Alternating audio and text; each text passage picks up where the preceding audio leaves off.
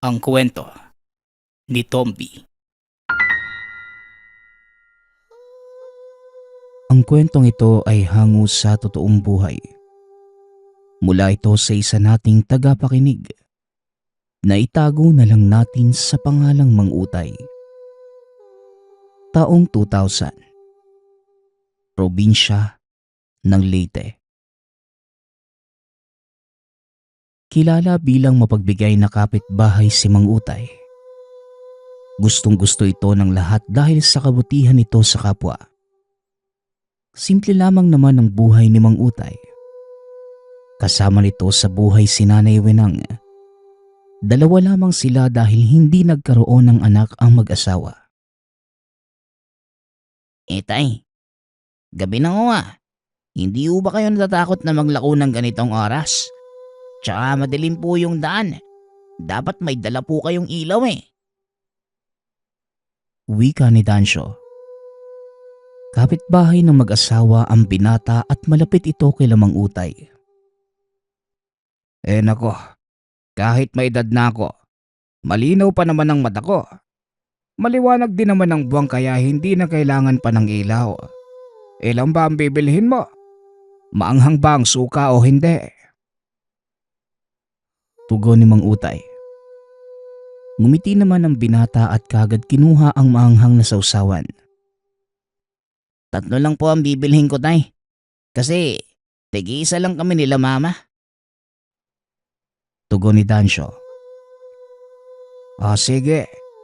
Alam mo bang ikaw ang buena mano ko? Swerte sana at mabilis maubos para maaga ako makauwi sa asawa ko. Muling wika ni Mang Utay. Natawa naman si Dancio sa sinabi ng matanda. Kagad ibinigay ang bayad. Nako, hindi ko po alam eh. Pero palagi mo naman ho akong suki kaya malamang mabilis pong mauubos yung paninda mo. Tsaka masarap yung timpla ng suka kaya panigurado. Kapag natikman ang bibili, dadagdag pa sila. Wika ni Dancio. Tumangaw lamang ang matanda. Matapos ibigay ang binili ng binata, umalis na ito at nagpatuloy na sa pagtitinda. Ilang sandali ang lumipas. Napadaan si Mang Utay sa isang palayan at iba ang pakiramdam na matanda. Kaya naman nilapag nito ang paninda at umayos ng tindig. Dito na biglang sinalakay si Mang Utay ng isang aswang. Mabilis ka, tanda. Palagi ka yatang kumakain ng balot dahil malakas ang loob mong kalabanin ako. Wika ng aswang. Alam mo Benji, kahit itago mo pa ang tunay mong pagkatao sa akin, kilala kita eh. Kaya huwag ka nang mag-isip pang matatalo mo ko dahil wala ka naman sa kalingkingan ko eh. Tugon ni Mang Utay. Natahimik si Benji sa sinabi ng matanda. Lalo na nang banggitin ng matanda ang kanyang pangalan na ikinabigla niya. Teka, paano mo nalaman ang pangalan ko? Huwag mong sabihin na isa kang manunugis. Tanong ni Benji. Ngumisi naman ng matanda at nilabas ang napakahaba nitong buntot pagi. Napatras si Benji, lalo pa nang makita nito ang hawak na matanda. Hindi na kailangan pang malaman mo. Ang mahalaga sa akin mapaubos ang paninda ko at mapatay ka. Wika ni Mang Utay. Natahimik ang aswang. Akmang tatakas ito ngunit mabilis na hinarangan ng matanda ang daanan. Hinagupit ni Mang Utay ang likod ng aswang at napasigaw ito sa sakit. Maawa ka sa akin. May pamilya ako na naghihintay sa pagbabalik ko. Pakiusap, hindi na ako uulit. Pagmamakaawa ni Benji. Nako, laos na sa akin yung katwiran na yan. Kumbaga sa pagkain bulok na. Tugon ni Mang Utay. Paulit-ulit nitong hinampas ng buntot pagi ang aswang. Hindi na nga ito nakapanglaban pa. Nang makita na wala ng buhay ang nilalang, sinunog na matanda ang katawan nito at umalis. Nagpatuloy na sa pagtitinda si Mang Utay na para bang walang nangyari. Napaubos naman ng matanda ang paninda at kagad umuwi sa asawa. Utay, nabalitaan ko mula sa angkan ko na may masamang aswang na namang namatay. Ikaw ba ang may gawa nun? Tanong ni Nanay Wenang. Oo, ako nga. Wala na kasing pinipili ang mga kalahi mo Mababuntis, bata o matanda. Binibiktima nila at wala akong pagpipilian kundi ang kalabanin sila. Tugon ni Mang Utay. Nangangamba ang pamilya ko na baka pati sila madamay sa ginagawa mong pagpatay sa mga kalahi namin. Wika ni Nanay Wenang. Napakunot ang noo ng matanda at seryosong tumitig sa mata ng asawa. Bakit naman sila nangangamba? May ginawa ba silang taliwas sa kagustuhan ko? Tanong ni Mang Utay. Wala naman, mahal. Iniisip lang nila na baka balikan sila ng mga kalahi namin. Tugon ni Aling Wenang. Walang alam ang mga tao na isa akong manunugis ng aswang Ang tingin nila sa akin, isang matanda na nagtitinda ng balot, kaya malabong mangyari ang bagay na yan. Wika ni Mang Utay. Sige, sabi mo yan Magpahinga ka na at ihahain ko na ang pagkain natin. Tugon ni Nanay Wenang. Kagad na kinuha ng babae ang mga dala ng asawa. Nilagay sa kanilang kusina. Hinain ni Nanay Wenang ang mga niluto niya at sabay na kumain ang dalawa. Paglilinaw lamang tungkol sa pagkatao ni Nanay Wenang. Tama, isa itong aswang. Ngunit ni minsan ay hindi ito ng biktima ng kahit sino. At isa pa, hindi naman likas na aswang si Nanay Wenang. Nayanggaw lamang ang pamilya at sinubukan ni Mang Utay na gamutin ang mga ito. Ngunit hindi na niya nagawa pa kaya naman ginabayan niya na lamang. Hanggang sa kinasal nga silang dalawa ni Nanay Wenang. Balik tayo sa kwento. Habang kumakain ay nagkwentuhan pa ang mag-asawa. At nang matapos kagad nagpahinga ang mga ito. Sa kalagitnaan ng kanilang pagtulog, nagising si Aling Wenang. Nakarinig ito ng kakaibang tunog sa kanilang bubungan. Kagad itong napaupo at ganun din si Mang Utay. Kagad na kinuha ng matanda ang sundang na bagong hasa at lumabas sa tahanan. Dito nakita ni Mang Utay ang isang babae na may daladalang hayop. Kinakain niya ito at nalamang kagad na matanda na isa itong aswang. Becca, ikaw ba yan? Humarap ka nga sa akin. Wika ni Mang Utay. Kagad namang tumingin sa gawin ng matanda ang dalaga at binitawan nito ang hawak na manok. Ninong, pasensya na po kung nagising kita. Gutom na po kasi ako Wika ni Becca. Kagad na hinawakan ni Mang Utay ang inaanak at dito na pag-alaman na nanayanggaw din pala ito. Walang ya. Pati ba naman ikaw hindi nila pinatawad? Ginawa ka pa nilang aswang. Wika ni Mang Utay.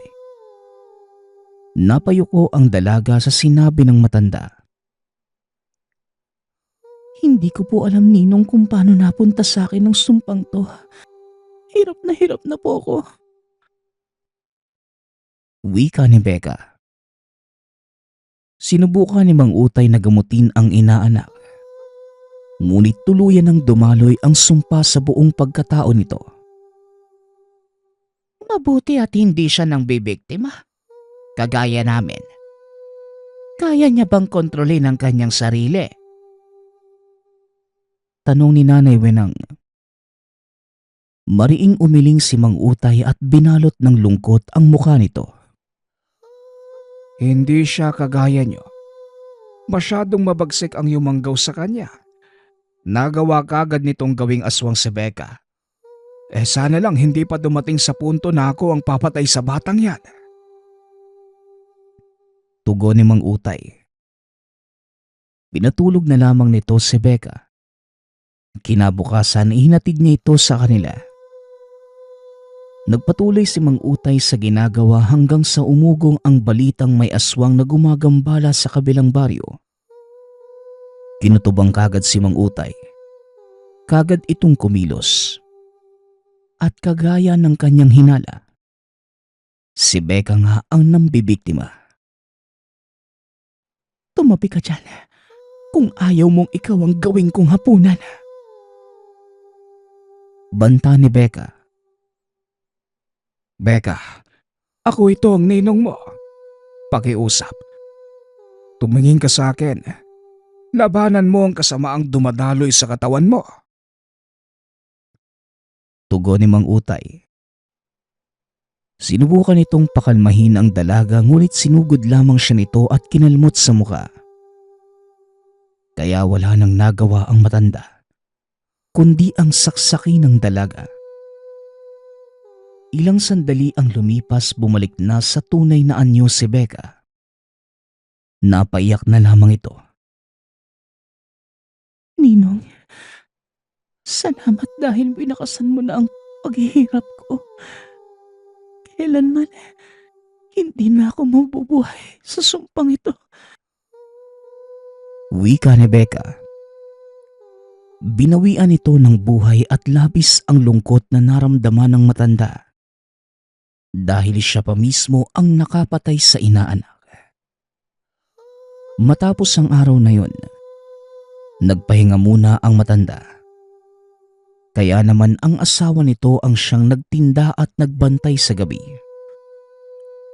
Habang nagtitinda si Nanay Wenang, bigla na lamang itong inatake ng isang aswang at napakalakas. Akala ba ng asawa mo, hindi ko malalaman ang pagkatao niya? Ikaw ang uunahing kuwinang.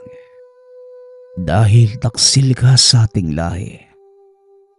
Mas pinili mo pa ang lalaking yon kesa sa mga kauri mo. Wika ni Alfonso, pinuno ng mga aswang sa lugar. Tama lang naman ang ginagawa ng asawa ko. Naubusin ang mga kagaya niyo.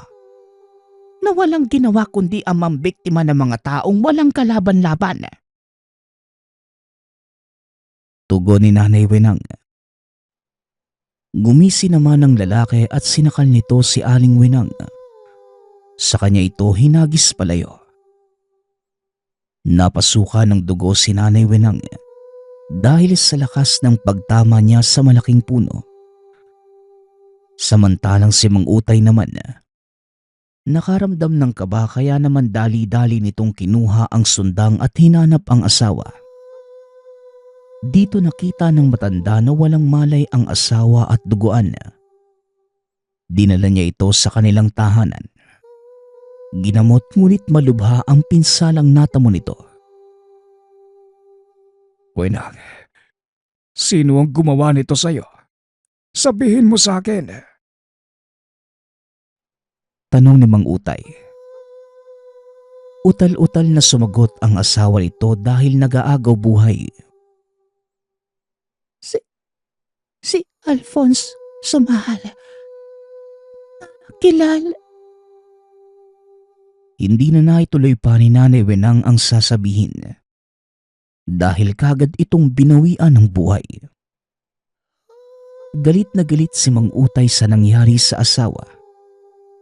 Nangako itong tutugisin niya ang lahat ng aswang na may kinalaman sa pagkamatay nito. Ipinangako ni Mang Utay sa libing ng asawa na igaganti niya ito. Labis ang lungkot na naramdaman ng matanda sa pagkawala ng asawa. Dalawa ng mahal niya sa buhay ang nawala kaya naman nabalot ng hinagpis ang puso niya.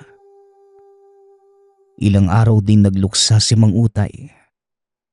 Ngunit makalipas ang isang buwan, bumalik ito sa pagtitinda at pagtugis sa mga aswang na pumapatay sa lugar. Isang gabi, habang nagtitinda nakarinig ng sigaw si Mang Utay mula sa kawayanan. Kaagad namang nagpunta doon ng matanda. Nakita niya si Dansyong pilit na nakikipaglaban sa isang aswang. Tay, tulungan mo ako. Ayoko pang mamatay. Pakiusap.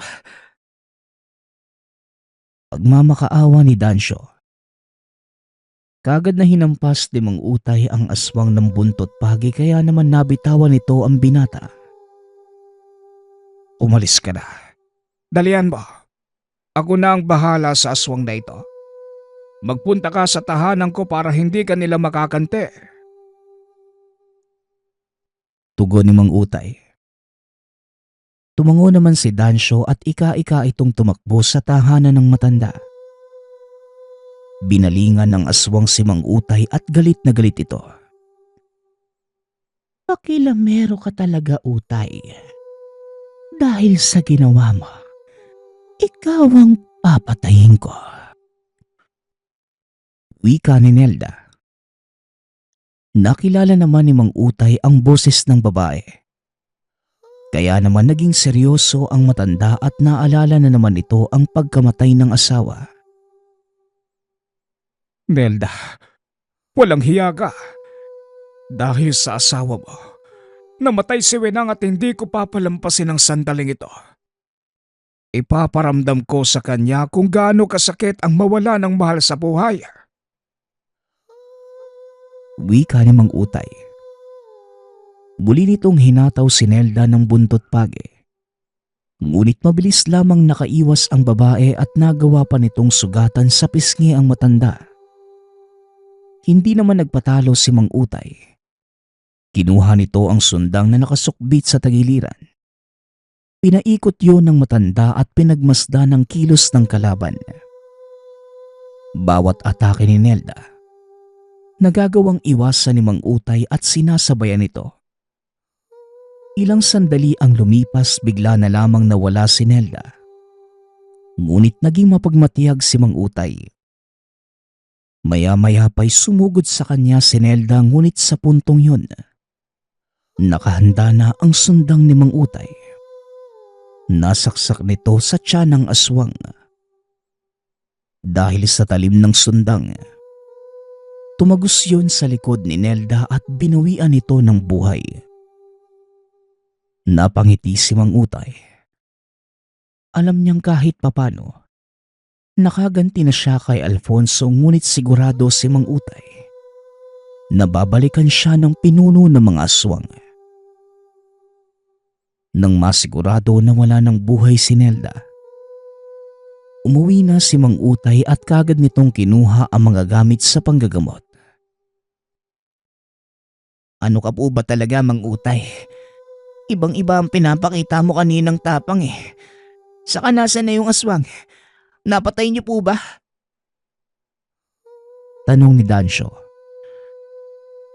Napabuntong hininga si Mang Utay. Ngunit kagad na inambahan nito ng punyal sa leeg ang binata. Ayokong may ibang makakaalam ng tunay kong pagkatao. Maliwanag ba? At kapag kumalat ang tungkol sa akin, ikaw lang ang babalikan ko. Banta ni Mang Utay. Natigilan si Dansyo at kagad tinabig ang punyal ng matanda. Kumalma nga kayo, Mang Utay. Siyempre hindi ko gagawin yung naiisip mo. Utang ko sa'yo ang buhay ko. Tsaka pwede bang turuan mo ko kung paano makipaglaban sa mga aswang? Wika ni Dansyo. Ibinaba naman ng matanda ang hawak na punyal. Napakunot ang noo sa sinabi ng binata. Bakit mo naman nais matutong lumaban sa mga aswang? Tanong ni Mang Utay. Sinimulan na nitong gamutin ang mga sugat ng binata at kagad namang nagkwento si Dancio. Inatake ng isang aswang ang kapatid ko. Nakita ko mismo yung pangyayaring yon. Pero dahil mahina ako, wala akong nagawa para iligtas yung kapatid ko. Kaya naman, gusto ko sanang matuto para supilin yung kasamaan ng mga aswang na yun eh. Wika ni Dancio. Natahimik si Mang Utay sa sinabi nito. Kung ganon, magpagaling ka at bumalik ka na lang dito sa bahay ko kung handa ka na. Wika ni Mang Utay. Sumilay ang ngiti sa labi ng binata at kagad natuwa sa sagot na matanda. Talaga po? Sisiguraduhin ko na hindi ka magsisisi kapag tinuruan mo ko. Tutulungan po kitang paslangin yung mga masasamang aswang na yon. Tugon ni Dancio. Tumango lang si Mang Utay at tinapos na nito ang panggagamot sa sugat ng binata. Matapos magamot, umuwi na sa kanila si Dancio at nang tanungin nito ng magulang ay nagpalusot na lamang ang binata. Itinago nito ang lihim ni Mang Utay at makalipas ang 1 linggo, bumalik ito sa tahanan ng matanda. Seryoso ka ba talaga sa sinabi mo sa akin? Nais mo talagang matutong makipaglaban? Tanong ni Mang Utay. Ngumiti naman si Dancio at mariing tumango. Seryoso po ako, Mang Utay. Kaya nga bumalik ako eh. Hindi ko na gusto pang maging biktima ng kampo ng kadiliman. Ayoko na rin na may mapahamak sa pamilya ko na wala man lang ako magawa dahil mahina ako. Pagod na akong magmakaawa at masugatan. Tugon ni Dancio. Kung ganon, ihanda mo ang iyong sarili dahil hindi biro ang iyong pagdadaanan. Wika ni Mang Utay. Tumango naman ang binata at handang-handa na ito. Unang ginawa ng matanda, tinuruan niya kung paano gumamit ng orasyon si Dancio dahil sa tingin ni Mang Utay, yun ang unang hakbang na dapat matutunan ng binata. Mabilis na lumipas ang mga araw, linggo at buwan na. Naging dalubhasa sa pag-usal ng orasyon si Dancio. Kaya naman tinuruan niya ito kung paano makipaglaban ng pisikalan. Mabilis namang natuto si Dancio kaya naman hindi nagtagal ang pagsasanay. Sa wakas, makakatulong na ako sa iyo, Mang Utay, sa pagtugis ng mga masasamang aswang. Wika ni Dancio. Pero hindi ka pa handa. Meron pang kulang sa iyo, bata. Malalakas sa mga aswang at ang iba pa sa mga ito. May taglay na mutya kaya naman kailangang magkaroon ka rin ng ganong bagay. Bukas ng hapon, aakyat tayo sa bundok at maghahanap ng mutya. Sana mabilis kang makakuha. Tugon ni Mang Utay. Napangiti ang binata at hindi ito makapaghintay pa na makamit ang anumang mutyang ipagkaloob sa kanya. Kagaya ng sinabi ni Mang Utay, nagpunta sa bundok ang dalawa at dito tinuro ng matanda ang isang puno kay Dancio. Ano naman pong gagawin ko dyan, tay? Ano po bang meron sa punong yan?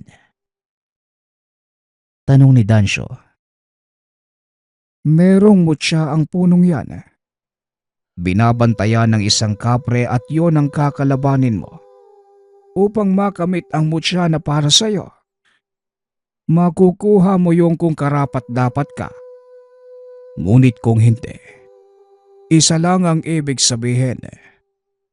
Kaya ano pang hinihintay mo? Bilisan mo na. Tugon ni Mang Utay.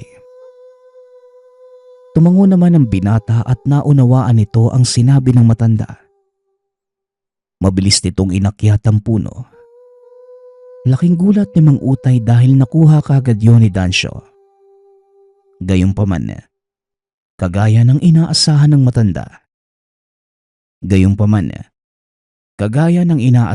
matanda. Kagad hinarangan ng kapreng bantay sa mutya ang binata. At sino ang nagsabi sa iyong kunin mo ang aking binabantayan? Wika ng kapre. Natulala si Dancio dahil yun ang kauna-unahang beses na nakakita siya ng kapre. Napakatangkad nito at may hawak na malaking tabako. Kagad na hinanda ni Dancio ang sarili at kinalaban ang kapre. Hindi makapaniwala si Mang Utay dahil para bang nakikita niya ang sarili kay Dancio. Hindi nagtagal natalo ng binata ang kapre at binigay nito ang mutya sa binata. Matamis na nakangiting bumalik si Dancio sa kinaroroonan ni Mang Utay. Aba, pinapabilib mo ko sa pinapakita mong galing ah. Binabati kita bata dahil matagumpay mong nakuha ang mutya na yan. Wika ni Mang Utay. Napangiti si Dancio at hindi ito makapaniwala sa nangyari. Gayunpaman, hindi gaanong kalakasan ang mutsyang tanga ni Dancio. Ngunit sapat na ito upang maprotektahan siya.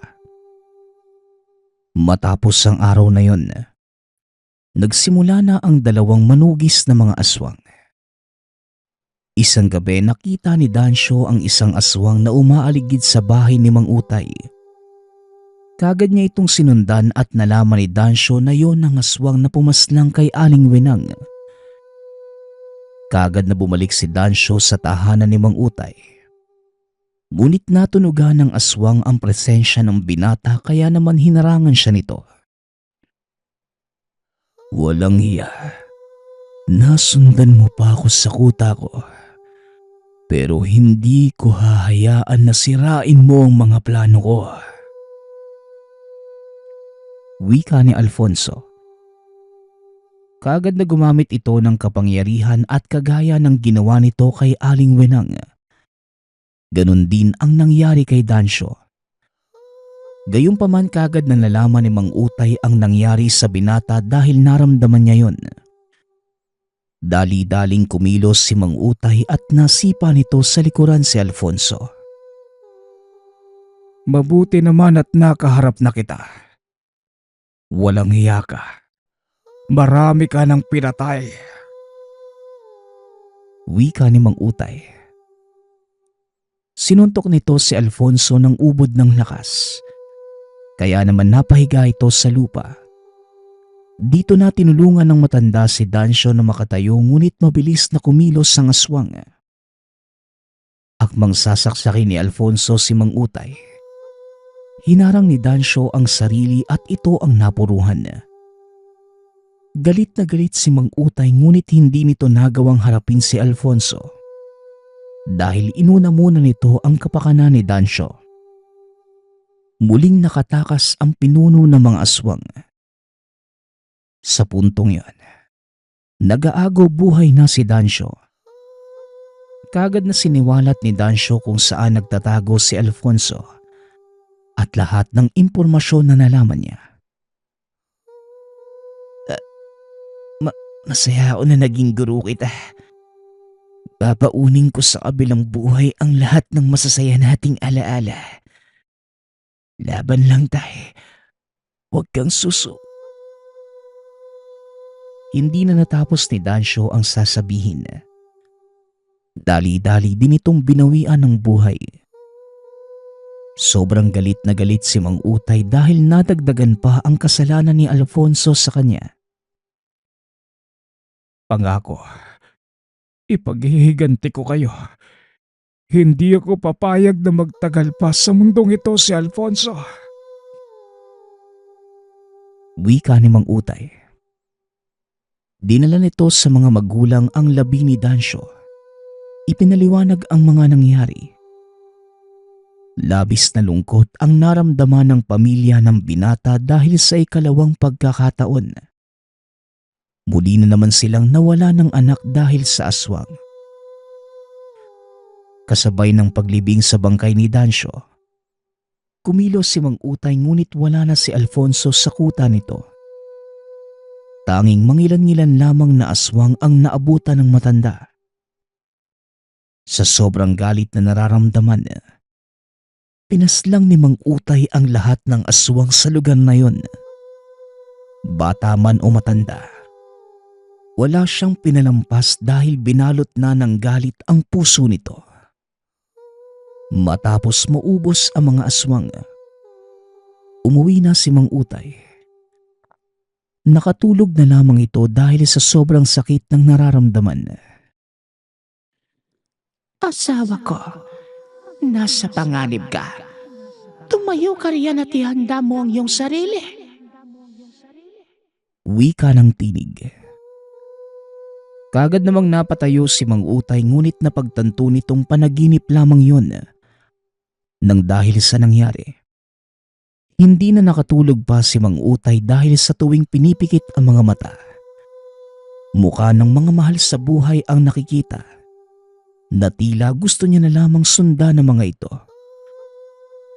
Upang libangin ang sarili at hindi makaramdam ng lungkot, naghasa na lamang na mga patalim si Mang Utay ngunit muli nitong naalala ang asawa.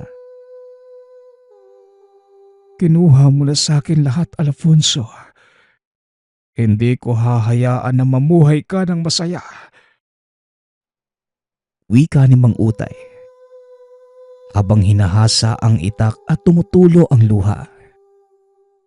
Ilang sandali ang lumipas, bigla na lamang may palaso na tumama sa pisngi ng matanda.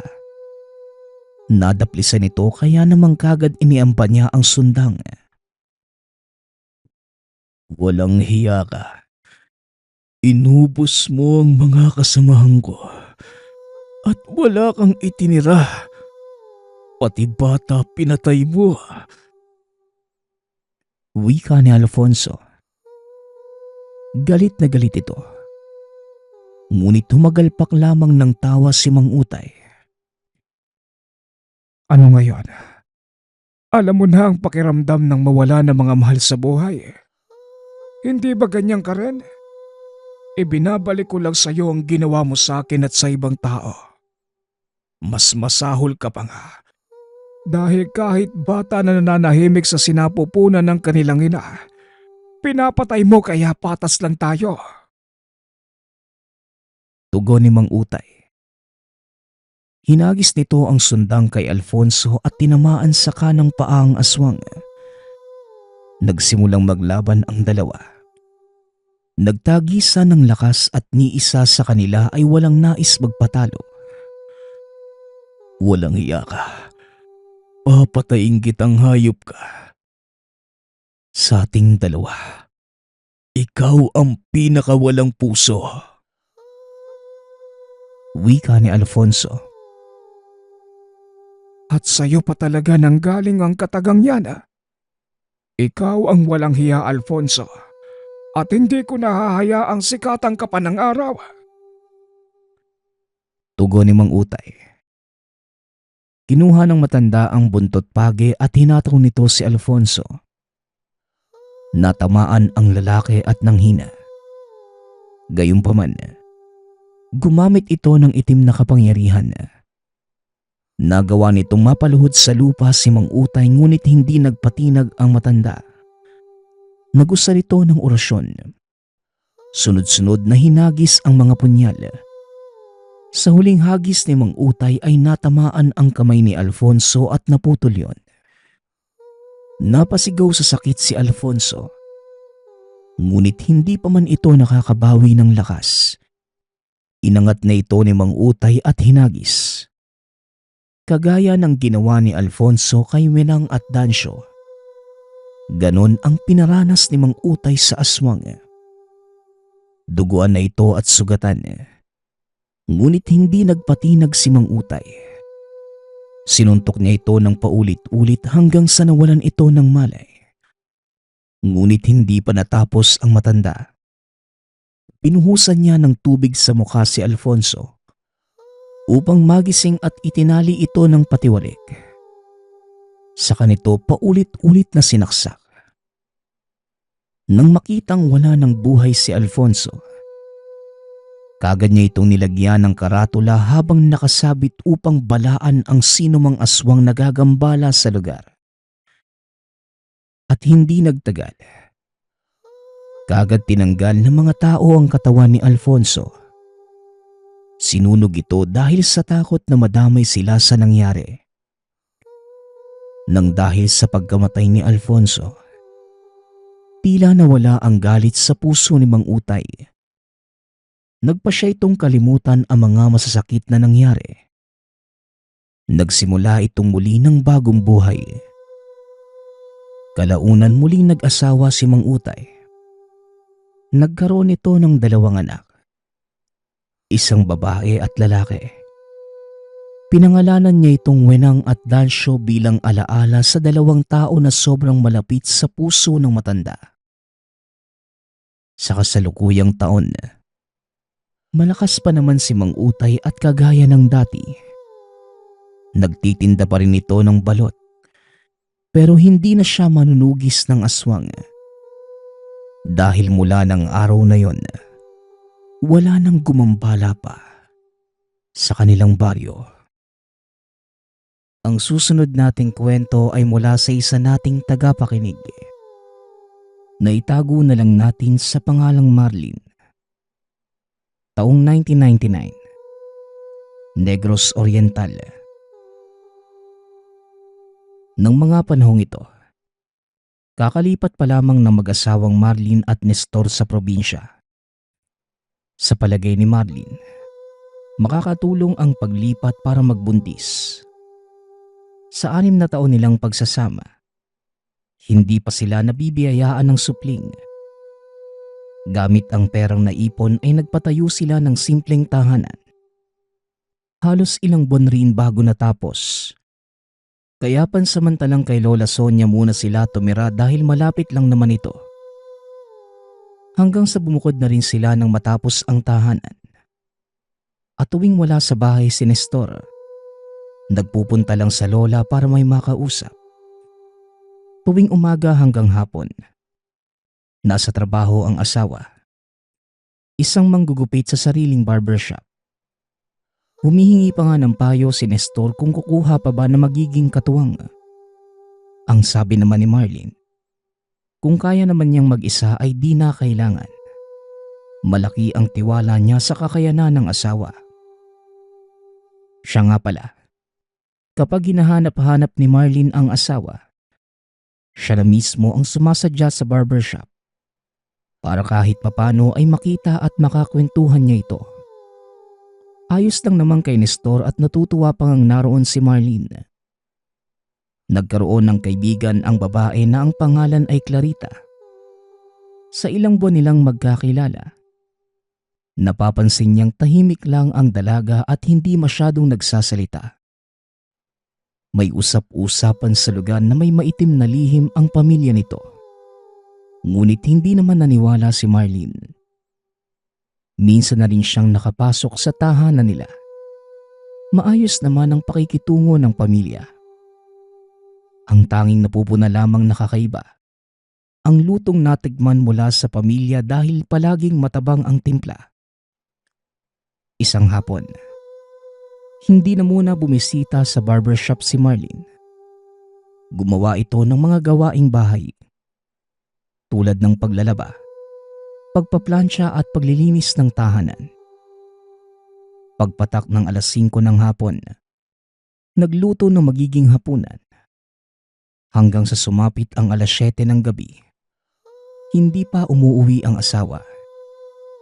Dati-rati naman, tuwing mag-5:00 pa lamang ay nasa tahanan na ito. Kaya napagpasyahan niyang puntahan ng asawa sa barbershop. Kaso nga lang, pagpunta roon, wala ito at sarado na. Ibig sabihin, may ibang pinuntahan ng asawa pagkatapos ng trabaho. Kaya nagpunta siya sa tahanan ni Clarita para magtanong. Nadadaanan ng asawa ang bahay ng kaibigan at nagbabaka sakaling nakita nito. Sa pagkatok sa pintuan, kaagad siyang pinagbuksan at nagtanong kung nakita ba ni Clarita si Nestor. Napatitig sa kanya ng seryoso ang babae habang sinasabing, Oo, nakita ko siya. Sa tingin ko, nagpunta ng bayan. wika ni Clarita. Kaya naman napaisip si Marlene kung anong gagawin ni Nestor sa bayan. Sa loob-loob niya, wag naman sanang magkaroon ng barkada doon ng asawa dahil ayaw din niyang umiinom ito. Kung ako sa'yo, Mare, umuwi ka na lang. Hintay mo na lang yung asawa mo doon. At pag uwi mo, tsaka mo na lang tanungin kung saan siya nagpunta. Dagdag pa ni Clarita nang mapansin siyang nag-iisip. Sige, Mare. Uuwi na ako, ha? Salamat. Nag-aalala lang ako at baka kasi napano na. Nagtataka lang ako kung ano bang gagawin niya sa bayan. Baka meron na siyang barkada doon at mag-inom. Hindi bale, pagsasabihan ko na lang mamayang pag-uwi. Wika ni Marlene. Umuwi na ito ng tahanan.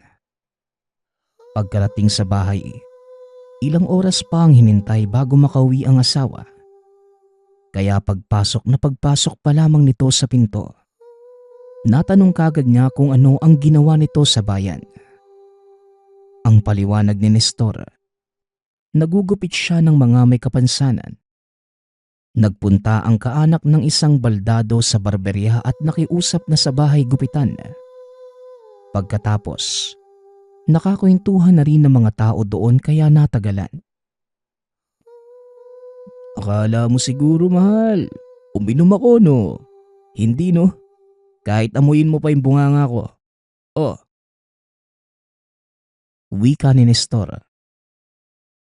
Napairap na lamang si Marlene.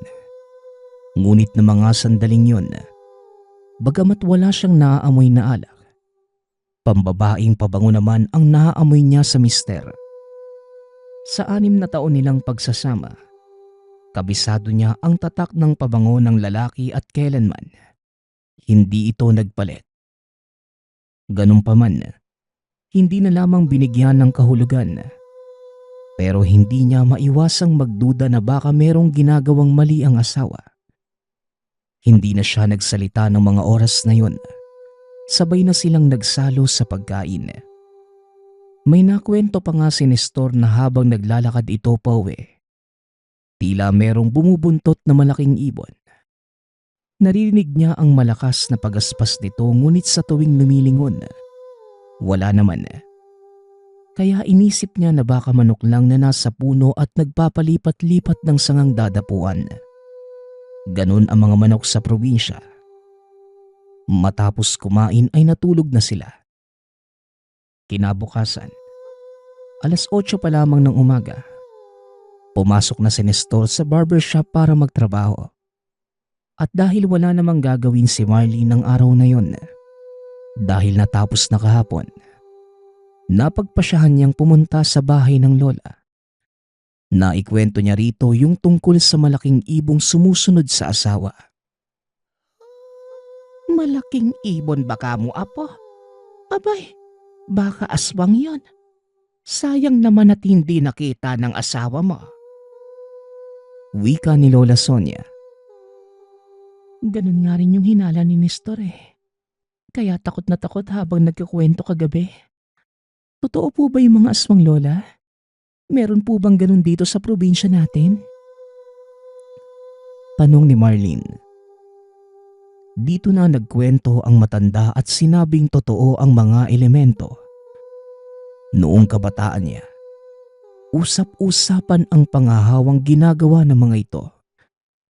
Pero lumipas ang maraming taon, wala nang nabalitaan pa. May nagsasabing baka nagpunta ang mga aswang sa kabundukan at minsan na lamang bumababa para maghanap ng pagkain. Pero alam mo, apo, wala namang nambibiktima dito. Kaya sa panahon ngayon, Hindi na pinaniniwalaan ang mga ganong uri. Baka nga yung sumunod sa asawa mo. Pangkaraniwan lang, apo. Nagbibiro lang naman ako kanina. Pero totoo ang mga aswang, apo. Kaso nga lang, baka nasa malayo ng komunidad at nakatira na lang sa kabundukan. Kung pupuntahan naman yung bundok, mahirap din silang matagpuan dahil nagtatago. At baka mapahamak pa ang sino mang mapadpad sa lugar nila. Pagsasalaysay ni Lola Sonia, marami pa silang pinag-usapan. Nagluto pa sila ng biko kaya dito na lang muling natikman ang gawa ng matanda. Napakasarap at sobrang klasiko ng lasa kumpara sa nagiging luto niya noon.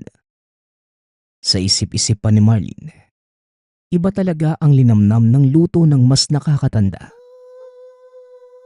Medyo naging abala siya ng araw na yon.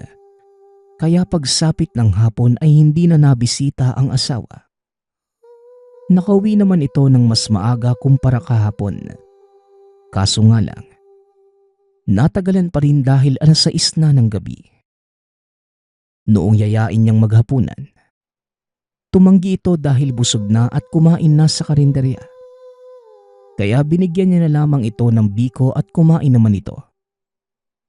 Pagsapit ng gabi, habang natutulog ay bigla ang naalimpungatan si Marlene nang marinig ang pagtunog ng telepono sa salas. May tumatawag at kagad siyang pumunta para sagutin yon. Natanong niya kung sino ang nasa kabilang linya, ngunit babae ang sumagot. Humihingi ng paumanhin at nagkamali lamang ng numerong tinawagan. Magalang naman niyang sinagot na ayos lang. Sabay baba ng telepono at bumalik na sa higaan. Nakita niyang nagising rin ng asawa at natanong siya kung sino ang tumawag.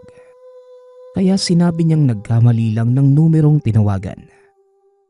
Narinig niya ang pagbuntong hininga ni Nestor, napatihaya at tila napaisip. Ngunit kalaunan, dinalaw na muli ng antok kaya muling nakatulog. Natulog na rin si Marlene habang nakayakap sa asawa. Nang sumunod na araw, maaga muling nagpunta si Nestor sa trabaho. Samantalang si Marlene naman, pagkatapos ng almusal ay nagpunta sa palengke para bumili ng bigas. Naubusan na sila ng stock at gusto niyang isahang bilihan na lamang para hindi na magpabalik-balik sa kanyang pamimili. Hindi niya alam kung nagkataon lang dahil nakita niya si Claritang bumibili ng karne. Kaya binati niya ito. Gumanti naman ng pagbati ang dalaga. Hanggang sa maya-maya pa, meron itong tinanong sa kanya. Marlene, pumupunta ka ba tuwing hapon sa barberya ng asawa mo? Tanong ni Clarita. Hindi na nga eh. Madalas kasi akong abala kaya minsan na lang. Teka, bakit mo naman natanong? Tugon ni Marlene. Wala naman, Mare. Dapat pumunta ka para naman makita mo yung asawa mo at may makausap ka. Mahirap mag-isa sa bahay. Hindi ka ba nabuburyo? Muling tanong ng dalaga. Iba ang dating nito kay Marlene. Para bang may ibig sabihin na hindi lang masabi ng rektahan. Pero sumagot siya na nakakausap naman niya ang lola. Kapag naiinip at walang kakwentuhan, nagpupunta siya sa tahanan ng matanda. Napatango na lamang si Clarita. Papauwi na siya noon samantalang ang kaibigan ay may bibilhin pa. Nang magpaalam na sa isa't isa, sinabi ng kaibigang bantayan si Nestor. Magtatanong pa sana pero tuloy-tuloy nang naglakad ang babae. Kaya nag-iwan ng palaisipan para sa kanya ang huling sinabi nito. Naisip niyang baka nakita nitong pumupunta muli sa bayan si Nestor. Baka merong kaibigan at patagong umiinom. Subalit pinagkibit balikat na lamang ito ni Marlene. ayaw niyang masyadong higpitan ng asawa at baka magalit pa sa kanya. Huwag niya lamang malamang nagloloko ito dahil hindi niya talaga mapapatawad.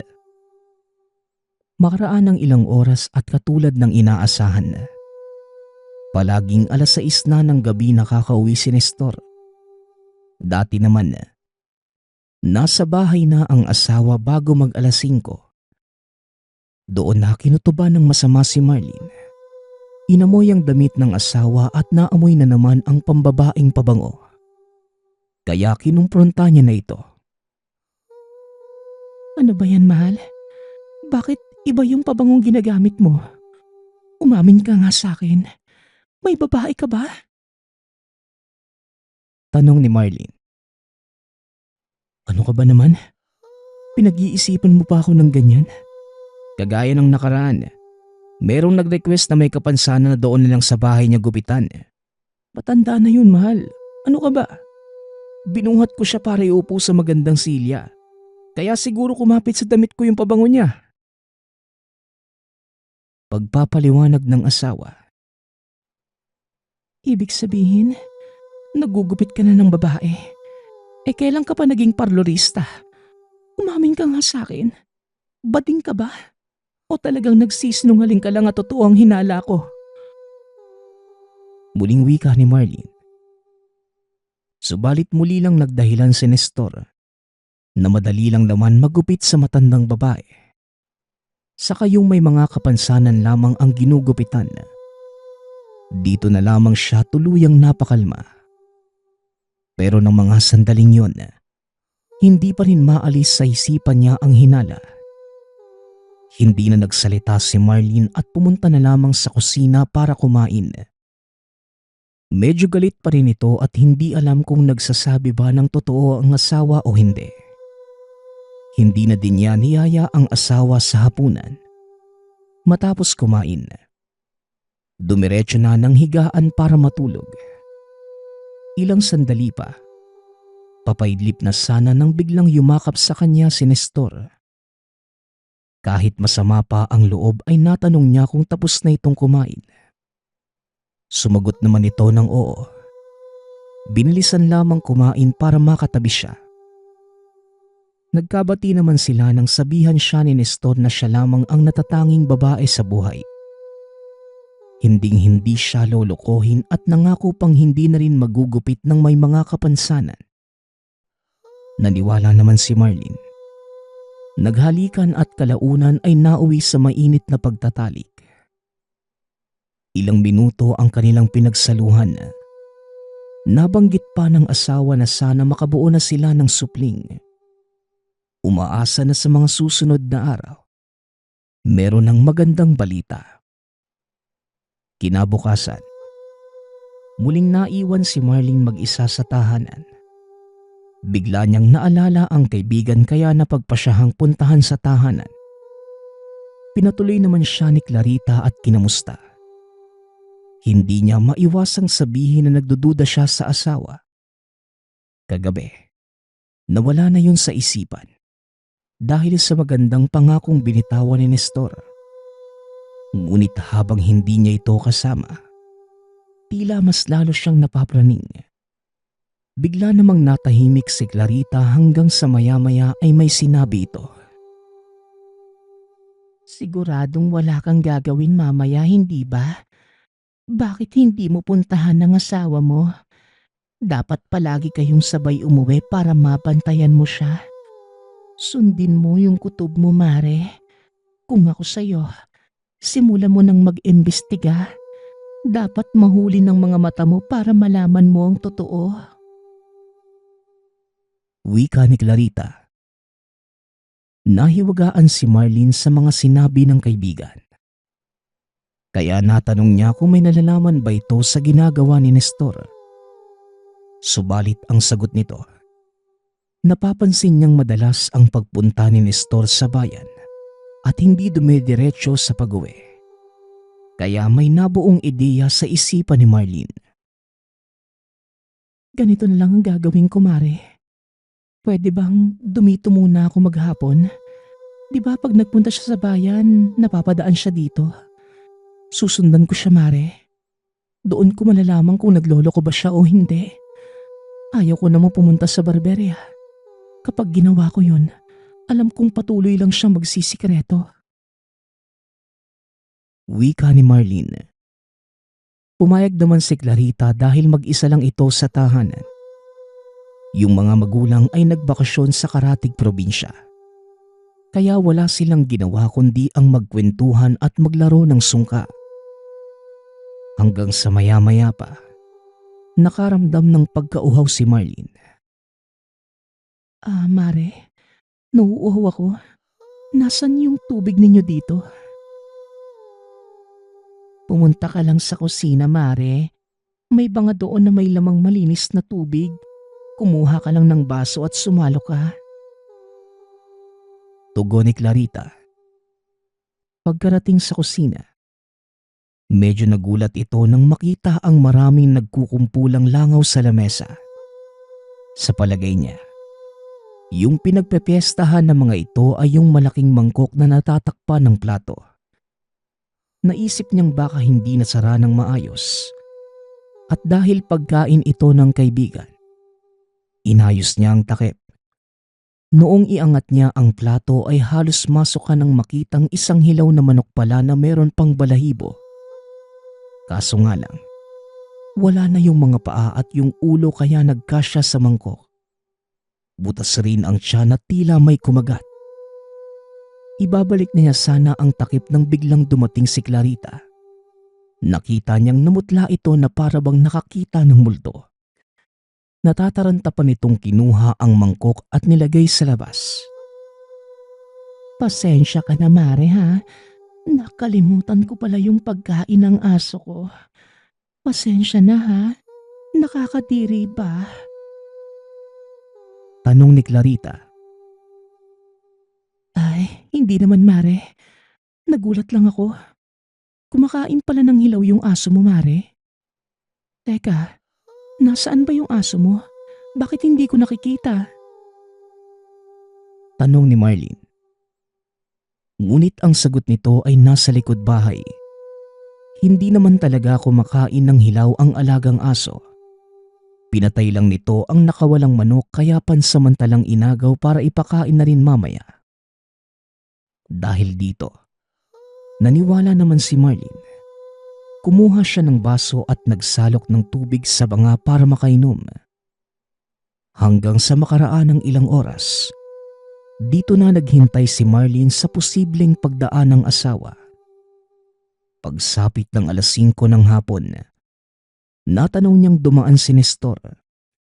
Hindi nga ito pauwi sa kanila at sa halip, papunta muli sa bayan. Nagkatitigan pa sila ni Clarita hanggang sa sumenyas ang kaibigan na sundan nito. Yun nga ang ginawa ni Marlene. Hinintay lang na makalayo si Nestor ng kaunti bago sundan. Nakita niyang sumakay ng jeep kaya nagrenta naman siya ng tricycle.